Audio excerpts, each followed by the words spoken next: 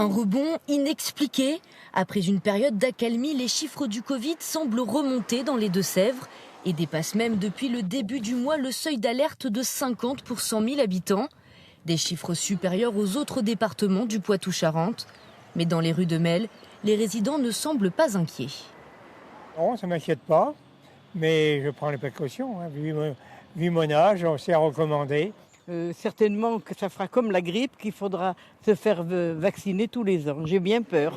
Ce centre de vaccination enregistre 240 rendez-vous par semaine, des chiffres en hausse depuis quelques jours. En cause, l'ouverture de la 3e phase de vaccination pour les plus âgés, mais aussi la fin de la gratuité des tests. Jean Pignot est médecin. Pour lui, il ne faut pas relâcher sa vigilance. La population est vaccinée dans le même taux que le reste de la population et de la région Aquitaine et de la France, on est dans les moyennes. Alors est-ce que c'est parce qu'il y a quelques négligences? C'est aussi possible. Il y a peut-être un petit relâchement et c'est justement quelque chose qu'il faut surveiller pour voir si on ne va pas, avec la mauvaise saison qui va arriver, si on ne va pas avoir un rebond de l'épidémie.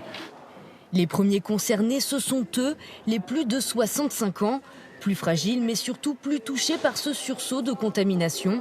Au 12 octobre dernier, leur taux d'incidence s'établissait à 232,8 pour 100 000 habitants, bien au-dessus de la moyenne régionale de 31,9.